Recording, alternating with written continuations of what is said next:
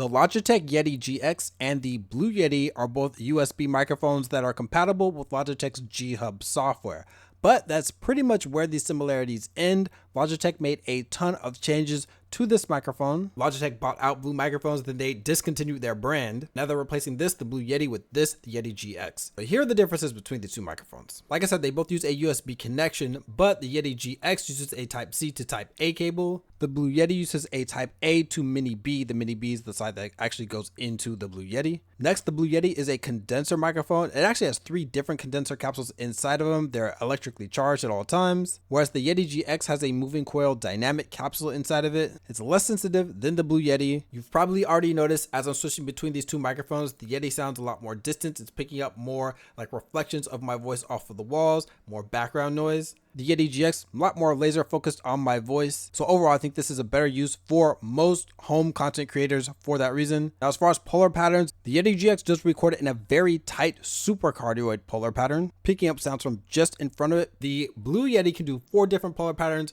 It's way overkill, honestly. Stereo, bidirectional, cardioid, and also omnidirectional, which is recording all sides. I have it at cardioid right now. Almost everybody basically just uses it at all times. The Blue Yeti records at 48 kilohertz for its maximum, but the Yeti GX can do 96 kilohertz. Now, for this video specifically, I'm using OBS, so OBS only goes up to 48 kilohertz anyway, so I can't really demonstrate that. But mostly the 96 is useful for keeping the noise floor as low as possible, because if you have something that's like a really quiet portion of your audio and you want to boost that in post, it won't boost up the noise floor as much because the noise floor is lower to begin with, but you'll probably never really notice that. These two microphones have very different builds and mounting options. I'll say up front that the Blue Yeti is better built. It has an all metal body. I'll demonstrate the shock resistance real quick. Because of the metal body, you touch the boom arm, you can touch the mic itself, you can touch the desk. You don't really hear it too much, whereas the Yeti GX, this is all plastic,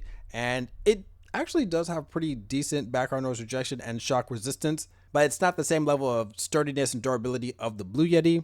There's 5/8 inch threading on the bottom of the Blue Yeti. The GX has 1/4 inch threading. The GX can be removed from its arm, or you can just take the bottom of the stand off, but it has 1/4 inch threading. And the thing with that is you're gonna need an adapter. Fortunately, it comes with an adapter in the box, and that adapter is 5/8 inch. So then I needed another adapter also to put onto the boom arm. So the Yeti GX has a couple additional features in the Logitech G Hub software. One is, as you can see, the RGB support. You can also sync this up with Logitech's other lights, like for example, the Litra Beam LX. You can sync up the RGB effects. They're not completely synced as far as the timing goes, but the colors, yeah.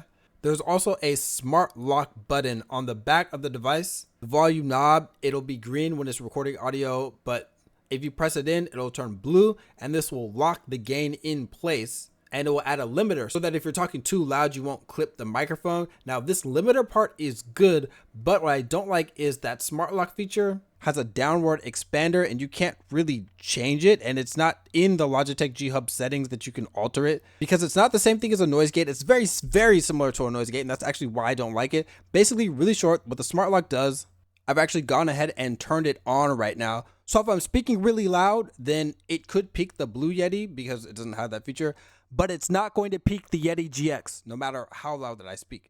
Now, the issue is the downward expander. So what this is, basically it's like a noise gate where if your volume gets over a certain level, it will start accepting the audio. If the audio is under that level, then it will cut everything out. Not entirely, it just makes it really quiet. So I have PC fans in the background. I'm gonna be completely silent.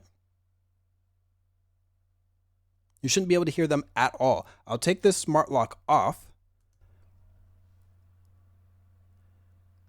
And now you can hear them a little bit. Now the issue is, even with the smart lock on, once I start speaking, it brings in all of that background noise. So if I had something that was more obnoxious, like a fan, you can really tell. So right now smart lock is on and I have a really loud, obnoxious fan on in the background. And if I stop talking, it'll be really abrupt when it stops accepting the sound. But as I start speaking, you hear that fan really loud in here. So it's not like a noise reduction filter. It's just kind of like a gate, and there's no options to really change it at all. So that's why I don't like and don't use smart audio lock. A few more differences, and this comes down to some of the physical features on the devices. The Blue Yeti has analog gain, Of course, the polar pattern knobs that you can switch to the different polar patterns, the headphone volume gain wheel, and there's a headphone monitoring jack 3.5 millimeter so that you can have low latency monitoring. Personally, if I'm going to do monitoring, I can just do it through OBS itself. There's very slight delay though, so if you're not into that, then the Yeti GX might not be for you. There's only digital gain on the Yeti GX. This is going to control the system volume. Even if you have it like plugged into your phone, it will control the volume like that. Both of these do have a physical mic mute button. Right before I give my thoughts on a comparison of the sound quality of these two devices, let me show a quick music demonstration. Oh yes, we got bills, yes they do today. Yes, we not broke, yes we gotta pay, but yes we got love, and that's here to stay, baby. You're my favorite playground, catch me on the way down.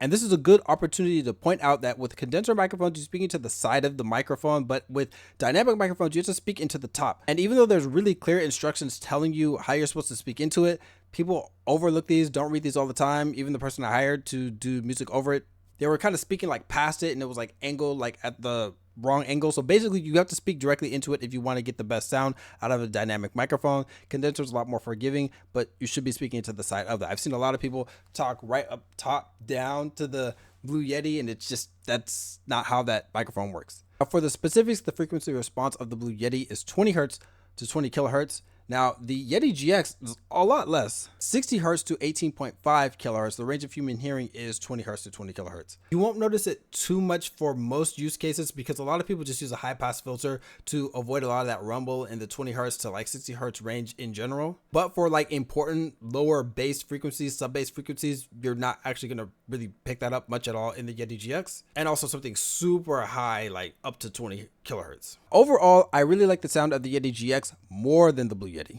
Basically, all of the extremes of the Blue Yeti, they tone down in the Yeti GX. For example, it's less sibilant. She sells seashells by the seashore. She sells seashells by the seashore. It's just a lot less harsh in the Yeti GX. The GX, like I said, picks up a lot less background noise, picks up a lot less echo. PC fans, anything that's just kind of an annoying hum that's in the background is going to be picked up less in this dynamic microphone. The reflections off the wall makes the Blue Yeti, no matter how close it is to you, it always just sounds airy. It sounds distant unless you have a sound treated room. So if you're in a studio, if you're in a booth, man, it can sound amazing. But if you're not, which most people that are recording at home are not, it's going to sound kind of echoey and airy. Interestingly, the Yeti does have a little bit better plosive rejection. Not quite sure why, even though this actually comes with the wind guard. Peter Piper picked a peck of pickled peppers. That's the Blue Yeti, and this is the GX. Peter Piper picked a peck of pickled peppers. But overall, the tonality of these, it seems that they tried to get the Yeti GX to sound very similar to the Blue Yeti without being as extreme in the upper mids and the sibilance range, and just a little bit more of a balanced sound. I couldn't get this to sound exactly like I wanted in EQ. I couldn't really get it to sound like the SM7B. It doesn't have that kind of like airbrushed, if you will, kind of effect over the bass, that smoothness. You really do hear some more of the flickering of the vocal cords, a little bit more extra detail in there in the Yeti GX compared to like the SM7B. But overall, I love the sound of this microphone, not just for music, but also just general vocals, general spoken word over the Blue Yeti for pretty much all the reasons that I mentioned previously.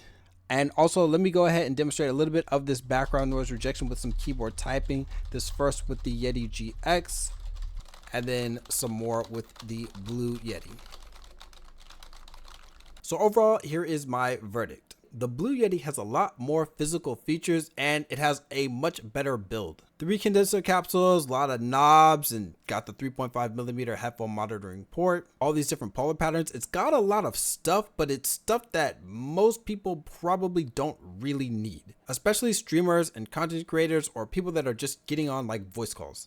Honestly, even for professional audio work, you probably don't need 4 polar patterns. There's really no reason to have the same microphone try to do all these different things instead of having a different microphone for different use cases.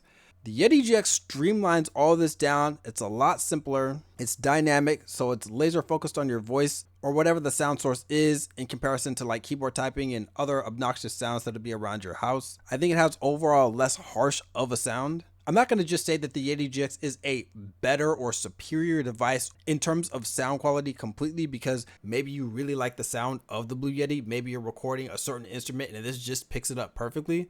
But for spoken word and for the overwhelming majority of people that are recording content at home, recording music at home, the Yeti GX is definitely the better option. If you're in a sound treated studio, the Blue Yeti is still amazing. But of course, I always keep it real with my recommendations on this channel. So personally, I wouldn't actually get either of these two microphones. If you can get this, the Samson Q2U, it can be used USB or XLR. I'm actually using it XLR right now because the preamp noise of the USB output and a little bit too loud for my taste. Still, the background noise rejection is excellent and it's significantly cheaper than both of these microphones. But this is a great microphone, has a really good upgrade path, because when you do get an audio interface, like right now I have the Wave XLR, you can use this XLR and it'll sound better than the USB output.